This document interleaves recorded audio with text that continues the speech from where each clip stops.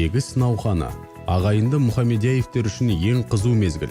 Өйткені көктемгі дала жұмыстарын сәтті жүргізу күзде жақсы өнім алуға және маусымды табысты аяқтауға мүмкіндік береді. 5 жыл бұрын жас фермерлер өз өмірлерін дәл осылай жер алқабымен байланыстыратынын ойламап еді. Олардың әкесі ширек ғасырлық тәжірибесі бар диқан. Бірақ ол ұлдарының өзге саланың құлағын ұстайтын маман болғанын қалайтын. Алайда жер анаға деген махаббат ұлдарын әкенің даңғыл жолына салды.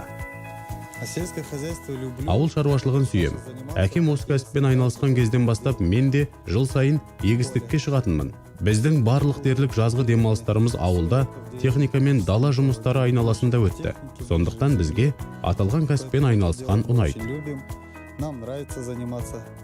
Әкенің жылдар бойы жинаған тәжірибесін ең бірінші болып ұлдарының тұңғышы Бауыржан меңгерді.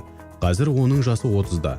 Ол еліміздегі белді жоғары оқу орындарының бірінде керемет білім алған. IT саласында банк қызметкері болып қызмет атқарды. Алайда, мұның ешбірі оған дала кәсібі сыйлайтын құштарлықты толықтай бере алған жоқ. Сол себепті қалада өткен 2 жылдық өмірінен кейін Бауыржан ауылға оралу туралы нақты шешім қабылдайды. Мен бұл жұмыстан үлкен ләззат алам. Кеңсе және кабинеттегімен салыстырғанда дала маған көбірек энергия мен қуат сыйлайды. Әрине, кей кезде жұмыс ауырлай түседі. Әсіресе өнім жиналатын мезгілде мен, бауырым және әкем үшеуміз күш біріктірсек те үлгермей жатамыз. Тәулігіне небәрі 2-3 сағаттық ұйқыға қанағат етіп еңбектенетін кездер болады. Бірақ мұның ешқайсысы қазіргі кәсібімізге деген жауапкершіліктен тайдырған емес. Ағасынан айырмашылығы, Алмас жоғары білімді ақш-та алуды жөн көрді. 5 жыл бойы бизнес-менеджмент саласының қыр-сырын оқып меңгерген Алмас бизнес жоспар құрастыру, банктермен байланыс, техникалар сатып алу сынды жұмыстардың шебері. Әрине, мұнда негізгі екпін алған білімге түседі.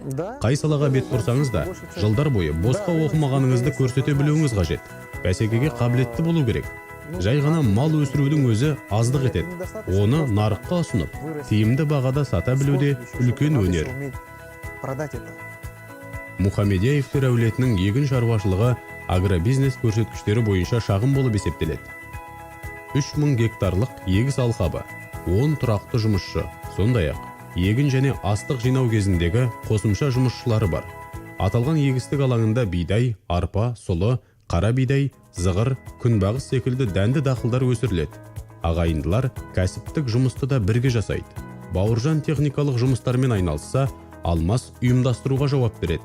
Олар бір-бірінен айтарлықтай өзгеше азаматтар, дегенмен туып өскен ауылға деген махаббат сезімі оларды бірге күш жұмылдыра қызмет етуге жетелейді. Және Алмастың ойынша, дәл осындай сүйіспеншіліктің арқасында ауылдың болашағы жарқын болмақ. Ағайынды Мұхамедияевтердің табысты жолы ауыл өмірін қызықсыз әрі артта қалған, білім беру сапасы төмен деп санайтын пікірлерді жоққа шығарады. Және өз ісін сүйетін осындай жас азаматтардың арқасында ауылдың келешегі кемел боларына сеніміміз арта бермек.